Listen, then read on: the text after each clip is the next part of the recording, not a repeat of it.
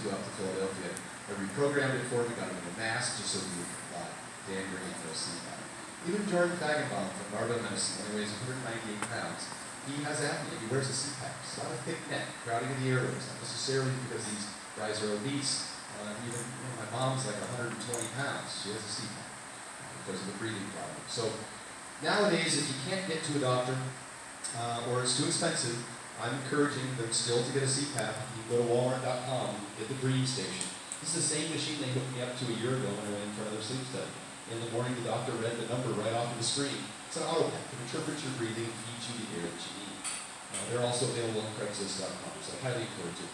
I think this is number 2 on the list of life-changing things after the thermos, where people who have apnea and use the CPAP tell me that it was absolutely life-changing for them. It was for me, of course. I've been using one off and on since 1993. Every time my weight gets up over 240, 250, I need a CPAP. Next up, we'll talk about food. I said calories are king. You do have to be in a deficit. To lose weight, you have to be in a surplus to gain weight. Next up is macronutrients, protein being the most important of those. And then nutrient timing can be a benefit, particularly for athletes. And then food composition and supplements play a smaller role.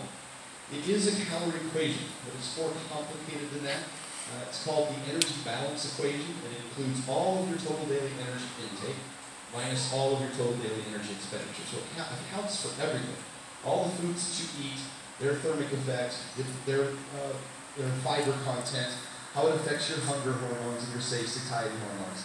And then your total daily energy expenditure, your basal metabolic rate, your thermic effect of food, exercise and non-exercise activity, thermogenesis, how your hormones affect your energy expenditure, and your current body composition has an impact on energy expenditure as well. So it's all accounted for when I say calorie equation. It's in there.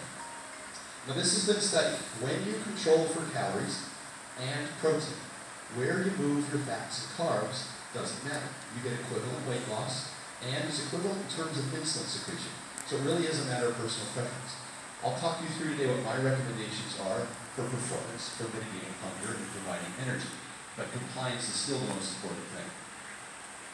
How are these calories burned? Here they are. The basal metabolic rate burns 70% of your calories in a day. That's just you at rest. Your non-exercise activity thermogenesis burns 15%. And that's just moving around throughout the day. That's even things like cooking, blinking, fidgeting at your desk. All of those things go into that portion.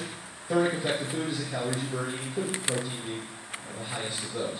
And that little thin sliver of yellow, that's your exercise activity thermogenesis. That's the treadmill that we're doing to lose weight. That's what we're assigning our clients to go to the gym, slog away 40 minutes on a treadmill once or twice a day.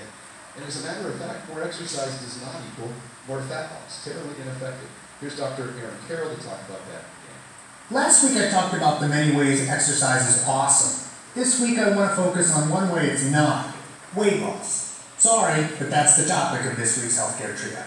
A 2011 meta-analysis looked at the relationship between physical activity and fat mass in children, and found that being active is probably not the key determinant in whether a child is at an unhealthy weight. In the adult population, interventional studies have difficulty showing that a physically active person is less likely to gain excess weight than a sedentary person. Moreover, exercise increases one's appetite. After all, when you burn off calories being active, your body will often signal to you to replace them. Research confirms this. A 2012 systematic review of studies that looked at how people complied with exercise programs showed that over time, people wound up burning less energy with exercise than predicted and also increasing their caloric intake. When you lose weight, metabolism often slows. Many people believe that exercise can counter or even reverse that trend. Research, however, shows that the resting metabolic rate in all dieters slows significantly, regardless of whether they exercise. A 1999 review identified 3 key meta-analyses and other randomized controlled trials that found statistically significant, but overall small, increases in weight loss with exercise. Over a 6-month period, though, adding exercise made no difference. Another systematic review from last fall found similar results, with diet plus exercise performing better than diet alone, but without much of an absolute difference. All of these interventions included dietary changes, and the added weight loss benefit from activity was small. If they would spend just half the time they do exercising, trying to make a difference in the kitchen, they'd most likely see much better results. Exercise has a big upside for health beyond potential weight loss. But that huge upside doesn't seem to apply necessarily to weight loss. The data just don't support it. Unfortunately, exercise seems to excite us much more than eating right does. After all, as Sarah Green said to me when I was writing my column on this topic, the Biggest Loser would be a really boring show if it were shot after shot of contestants just not overeating.